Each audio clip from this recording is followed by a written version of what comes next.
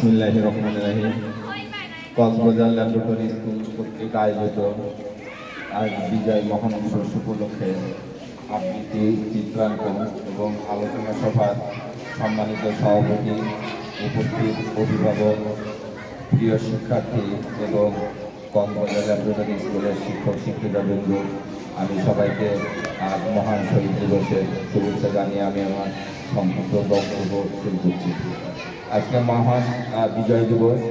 এই বিজয় দিবসের আমরা কিভাবে পেয়েছি এটা আমি সংক্ষেপে একটু আলোচনা করি। 1947 সালে ব্রিটিশের হাত থেকে দুটো রাষ্ট্রের জন্ম হয়, একটা ভারত এবং একটা পাকিস্তান। এই দুটো রাষ্ট্র ধর্মের ভিত্তিতে গঠিত হয়। একটা হচ্ছে পাকিস্তান, যেটা দুই ভাগে ভাগ ছিল, একটা পূর্ব পাকিস্তান অর্থাৎ বাংলাদেশ আর একটা পশ্চিম পাকিস্তান। এবং পশ্চিম পাকিস্তান এবং পূর্ব পাকিস্তানের যে বৈষম্য ছিল সেটা ছিল ভাষার বৈষম্য, এবং এর ফলশ্রুতিতে পাকিস্তানের তৎকালীন প্রধানমন্ত্রী বাংলাদেশে ঢাকায় আসার পরে ঘোষণা দিলেন Urdu will be state language of Pakistan.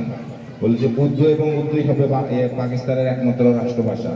এখানে বাংলাদেশকে অবজ্ঞা করা হয়, আমাদের বাংলা ভাষাকে অবজ্ঞা করা হয়, যার ফলশ্রুতিতে বাংলাদেশের মানুষ ভাষার বিরুদ্ধে আন্দোলন গড়ে তোলে এবং 1952 সালে আমাদের একটা ভাষা নিয়ে একটা বেশ কয়েকজন ঢাকায় বিশ্ববিদ্যালয়ের ছাত্র প্রাণ হারায়।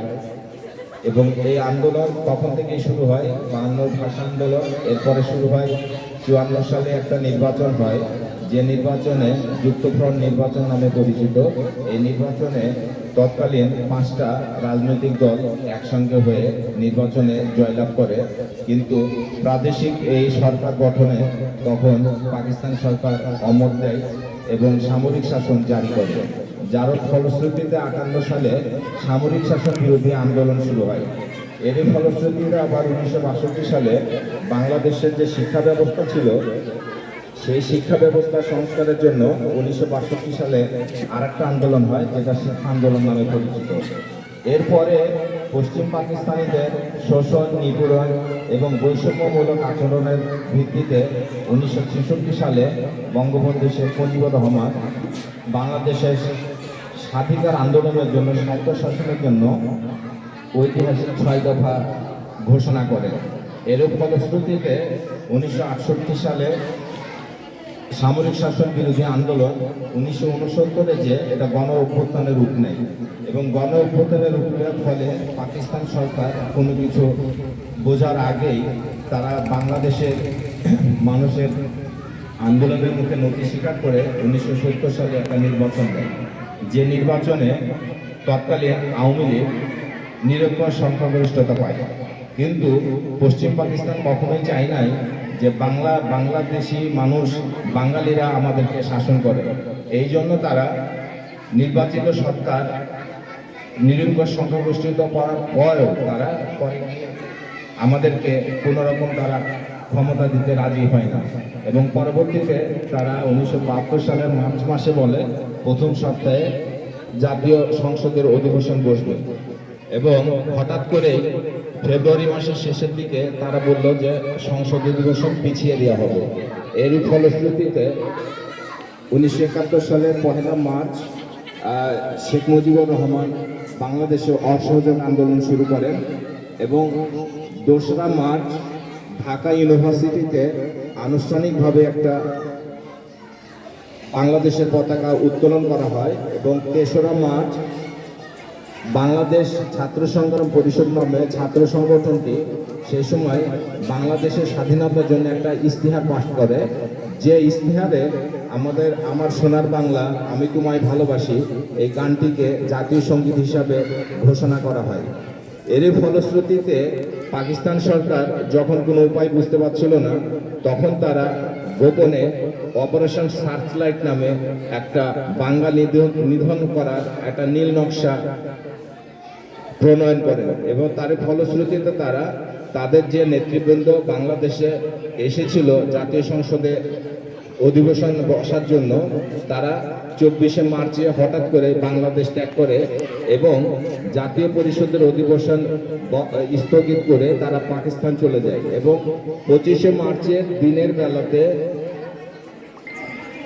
পাকিস্তানি আর্মিরা বিভিন্ন ক্যান্টনমেন্টে যে সমস্ত জায়গায় তাদের পাকিস্তানি সোলজার ছিল হেলিকপ্টার যোগে তারা সব জায়গায় অপারেশন সার্চলাইট সম্বন্ধে আলোচনা করে আসে এবং তারই ফলশ্রুতিতে 25শে মার্চের রাত্রেই এই বাঙালির উপর তারা ঝাঁপিয়ে পড়ে এবং রাজারবাগ পুলিশ লাইন এবং পশ্চিম পাকিস্তানে যে ইপিআর ছিল তাদের হেডকোয়ার্টার পিলখানা এখানে তারা আক্রমণ করে, ঢাকা ইউনিভার্সিটি এবং বাংলাদেশের বিভিন্ন জায়গায় বিভিন্ন শিক্ষা প্রতিষ্ঠান এবং বুদ্ধিজীবীদেরকে তারা হত্যা শুরু করে। এরই ফলশ্রুতিতে 1971 সালের 25শে মার্চে রাত্রে শেখ সাহেবকে যখন ধরে নিয়ে যাওয়া হয় তখন তিনি তার আগে স্বাধীনতা ঘোষণা করেন, যার ফলশ্রুতিতে আমরা 26শে মার্চে স্বাধীনতা দিবস পালন করি। এরপরেও শুরু হয় রক্তক্ষয়ী যুদ্ধ, যেটা 9 মাস চলে। এই 9 মাসের মাথায় আমরা 16ই ডিসেম্বরে এসে আমরা কাঙ্ক্ষিত বিজয় অর্জন করি। এই যুদ্ধে 30 লক্ষ শহীদ হয় মুক্তিযোদ্ধা এবং 2 লক্ষ মা বোনের সম্ভ্রম হানি হয়। এরই ফলশ্রুতিতে আমরা আজকে এই যে 16ই ডিসেম্বর পালন করছি, এটা তাদেরই অবদান। তবে আমাদের উচিত তারা যে আত্মত্যাগ করে গেছে তাদের জন্য মাগফিরাত কামনা করা এবং তাদের জন্য দোয়া করা।